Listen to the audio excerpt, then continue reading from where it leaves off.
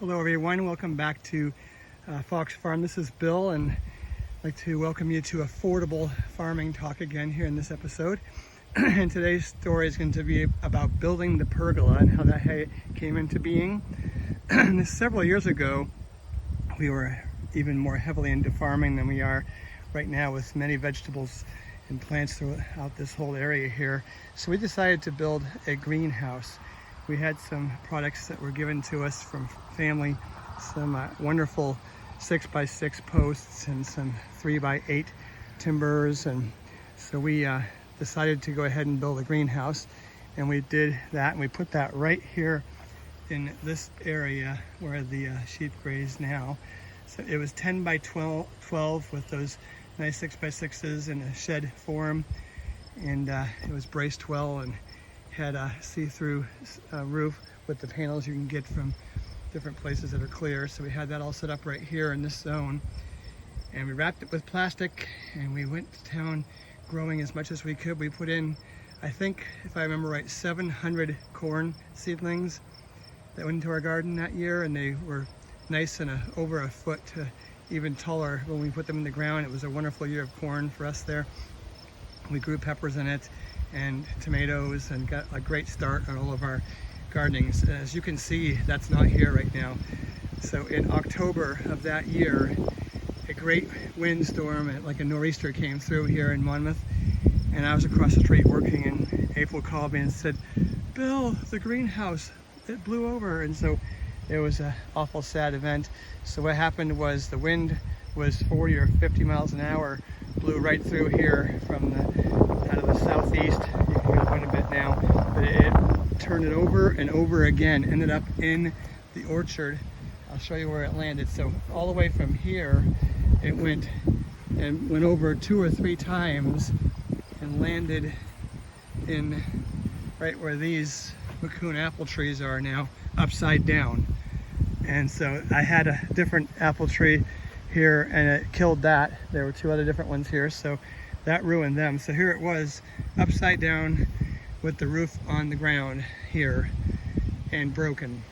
And very sad event. So all I could do with that, out of that event, was just to take it apart. So we didn't have the heart to put it back up again. So I laid it down on the ground here, took the lag screws out of it and left the timbers down, and actually dragged the roof over here in this zone where you can see a little bit in the grass still, where that sat for almost a year out of disgust with that whole event.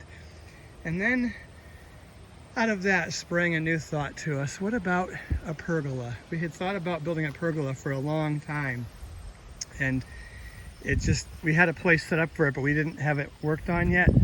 So out of the tragedy of the greenhouse, we decided to build the pergola.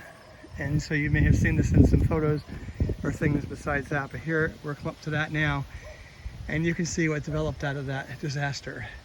So this pergola we did in a couple years ago, maybe now, and it is about 10 by 12 also, or so, something like that.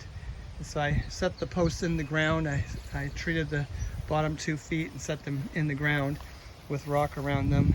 So this time wind is not going to blow this over. We have some kind of messy plantings here, but the perennials are taking over. Grapes have been hit hard by bugs this year, so that's kind of, Japanese beetles are horrific here right now. But aside from that, it would be really nice. So when you build something this big, you want to get the bracing in. So all of these, except for the 2x4s on the top, were used wood that we got from our family when they had moved down to Tennessee, the Smiths.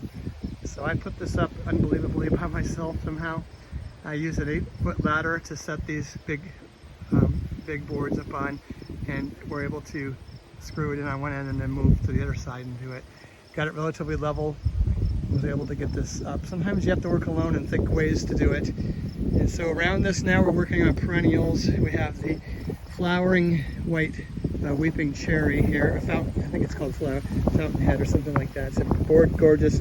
It didn't blossom this year because of the 15 below zero storm we had in February. But the Rebecca looks great, and it's setting up all around, the purple cone flowers.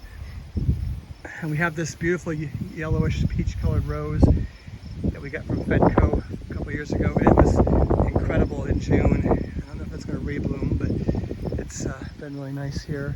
And more rudbeckia and more coneflowers. This is also an herb bed, so we got things growing around here. But if you know much about gardening, you know that weeds are horrific sometimes, and they just take over and over and over again. So that's what the pergola came from, and we've been so pleased to have it here. It's been a really nice addition to the yard.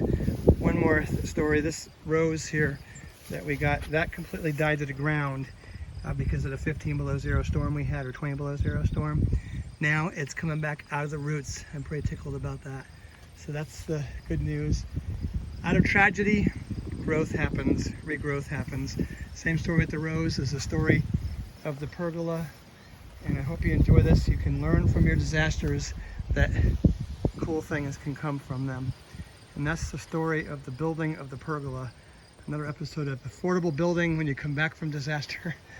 This is Bill with Fox Family Farm. Hope you enjoy our episodes. Please go ahead and subscribe, click like, do all you can to promote our channel so we can get even more folks finding out about the beauty of farming affordably, building with pallets, as well as cool animal stories. And pretty soon we'll have the birth of Marigold's calf coming, and we'll do some video about that. But stay tuned, there's many things happening here at Fox Farm. Again, this is Bill.